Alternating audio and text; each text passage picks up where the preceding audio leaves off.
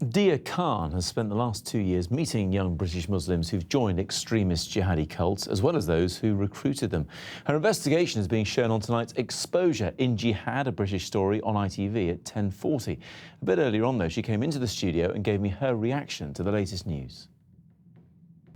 It's just devastating. It's just so desperately sad. You know, we are finding more and more of our young people drawn to movements like ISIS, and we need these kids here. We need these kids alive. You know, whatever sort of idealism or whatever it is that they are finding themselves drawn to is one thing, but whatever we can do to keep them here, whatever we can do to protect them from this atrocious brutality. Now, as part of your programme, you spent many months investigating why the young people are drawn to the likes of so-called Islamic State. Yeah. What reason do you think it is?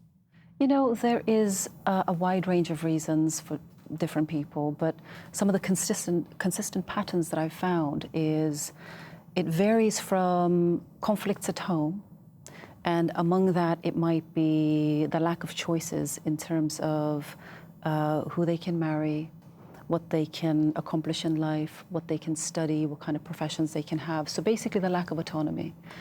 For others, it is finding themselves in a position in the wider society where they're discriminated against or facing racism, or not finding that they are privy to the same opportunities as their white counterparts.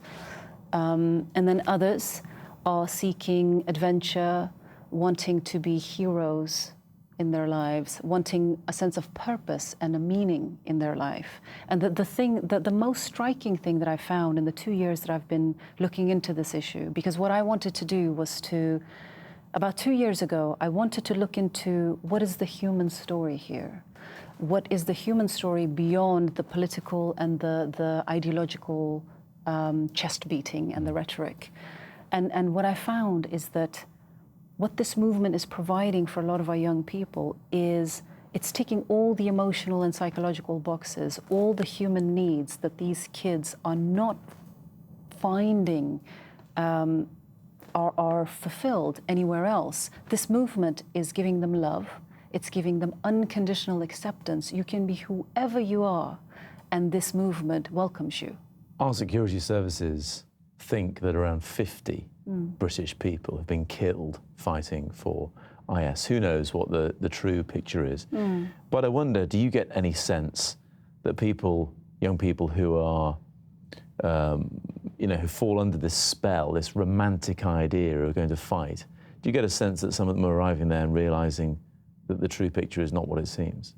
They must be.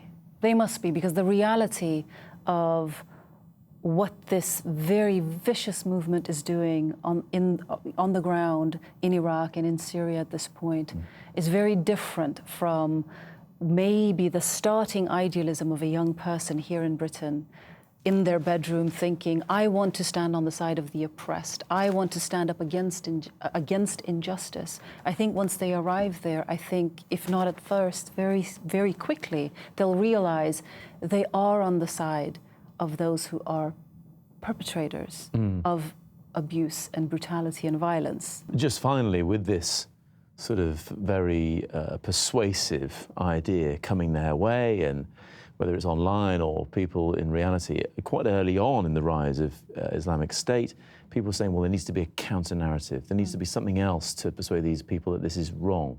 Is that happening? Is there enough of a counter-narrative? You know, actually, I'm really glad you asked that. The counter-narrative and a resistance to movements like IS has been there for the last 30 years.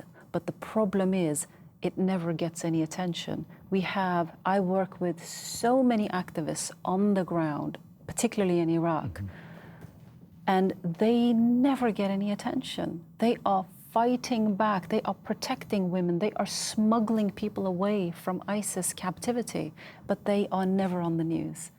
We never get to hear about them. So the counter-narratives are there. People who are resisting this movement peacefully, non-violently, are there, but we just don't get to hear about them. Well, I'm glad we have now. Yeah. Deeyah Khan, many thanks indeed. Thank you so much.